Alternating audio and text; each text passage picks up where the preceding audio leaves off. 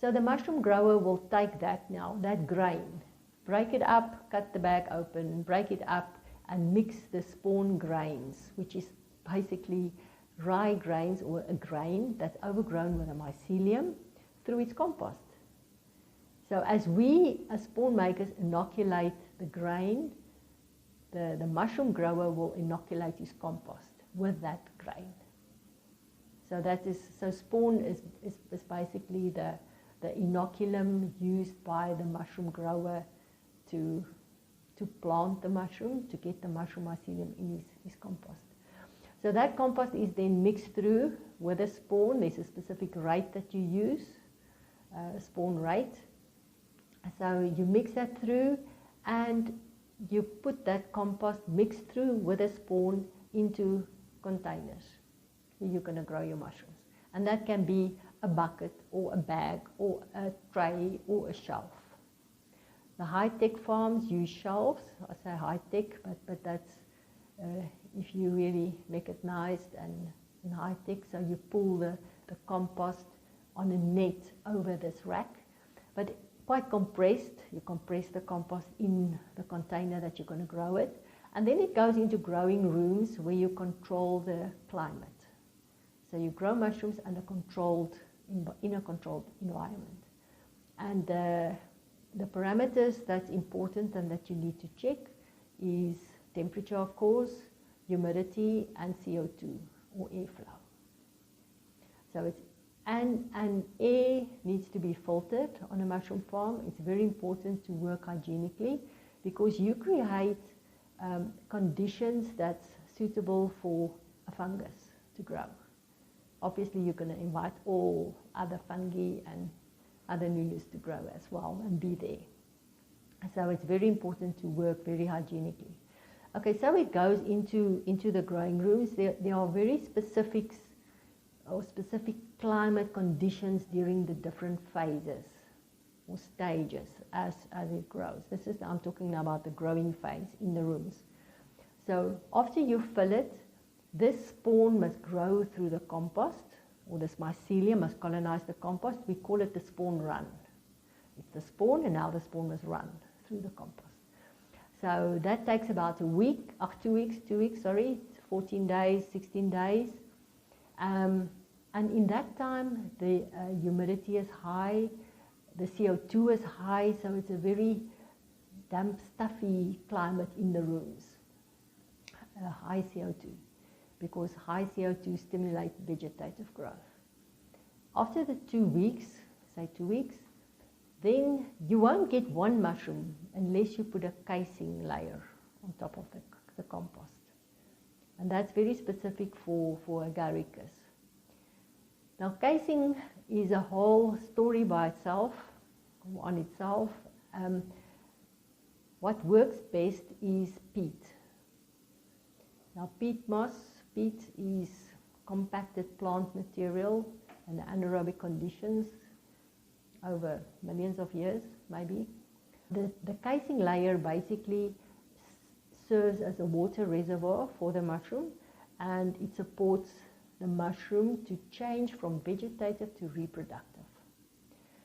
Okay, so now you put the casing layer on top, and that's about another week, 2 weeks, 10, 12, 13 days, depends on your cycle and what you do to the peat. I'll tell you a little bit of that.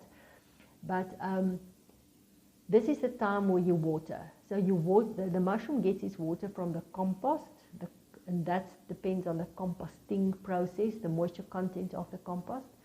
But once you put the casing layer on top, you've got the chance there to water the casing layer. So it's very specific and precise how they add the water to the casing.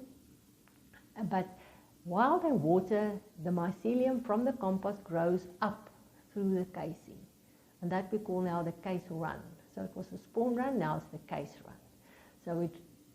But free water puts back the mycelium. So you can kill the mycelium back, put it back if you put too much water. So it's a very, by watering the crop or the casing, you can manipulate the amount of mycelium that you create in the casing. And the amount of mycelium that you create in the casing is going to determine the many pins you're going to make. Because that mycelium now at one stage is going to knit or come together and make little mushrooms, or primordia that's going to turn into mushrooms. So at one stage, when the casing is now properly colonized by the mycelium, obviously at some stage you stop watering, now you air it. We say you air it or you flush a room. That means you drop the temperature, you shock it. You basically shock it, you change the environment to tell this mycelium, you better survive now, so make a little mushroom. So you drop the temperature, you drop the CO2, in other words you blow in fresh air, and that stimulates this mycelium to now pull together, it knits, and it makes a little primordia. And from there on, they started to grow. They start to grow. And they grow, they double size every 24 hours. Once the mushroom starts to form and differentiate into a stem, a cap, and the gills. And then comes the harvest. We've got a fresh market industry, so all mushrooms are picked by hand. And it's quite an art how to pick, well, I say an art, but there's a lot of kilos lying in how you pick mushrooms. You need to open up, so you send the pickers in and they will make space for another little mushroom next to it to also be able to grow. Because if they squash, then if there's too many mushrooms, they all want to come up and grow. And it makes a canopy which trap CO2 underneath. And CO2 makes the mushrooms, we say, to pop, because it loses moisture quickly and it opens. And if you harvest mushrooms, you get paid by weight. So if a mushroom loses weight, when it opens up, it loses weight. So you lose kilos. And you lose shelf life. If the mushrooms start to open, you can see in the shops, if a mushroom is soft, it's already started to lose moisture. A mushroom actually grows in the packet, in the punnet. So if you leave a punnet of mushrooms outside, you will see it starts to grow, the stem lengthen in the punnet because it's a living piece of mycelium.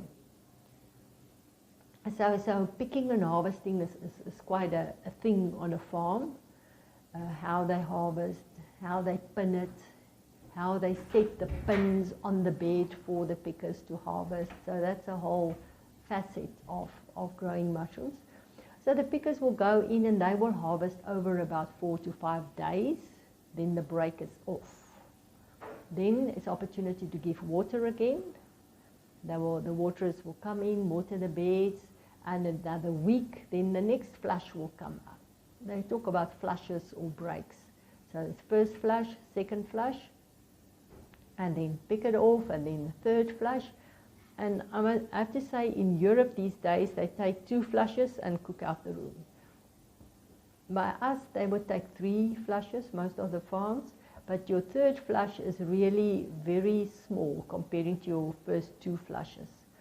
So, and sometimes when you have disease coming in, it gets worse and worse towards the end of so your third breaks, mushroom flies you get, or, it really goes down. And at the end, it's not worth actually to keep that third break because it becomes the inoculum for the rest of your farm, but not inoculum of disease. So hygiene is very important on a mushroom farm. The pickers, the way they must wash their hands, and they shouldn't go into a diseased room and then in a first flush, for instance. So the sequence of working is important. And there's lots of things. So they would send in a disease team into the rooms beforehand to cover the diseased mushrooms. Normally they do it with salt. There aren't many chemicals to be used on a mushroom farm in any way. So they use chlorine, in the water, and also washing the floors down. So disinfectants rather than some things that they can spray on the mushrooms. Very few chemicals are registered for mushrooms. And at the end of a cycle, they need to cook out the room. We say cook out. So they blow steam in, 70 degrees for 12 hours. So literally cook, so steam it out. That's the only thing that works. There are farms that don't have cookout facilities, so they use, you know, they've got their ways. Disinfected. They talk about a formalin bomb that is formalin that they mix with potassium permanganate, and you get a reaction, and that formalin fumes kills everything. But you can't, you've got to close the doors, basically fumigated. And then lower it off, cool it down, wash it down again, and then you can fill up the room again. So on any farm, you would get rooms that's in spawn run, that's in case run, that's in first break, second break, third break. So there's mushrooms every day to be harvested. So there's a cycle. So you can't grow mushrooms commercially if you've got 2 rooms, 3 rooms, because you've got rooms in different stages. So that's in a nutshell.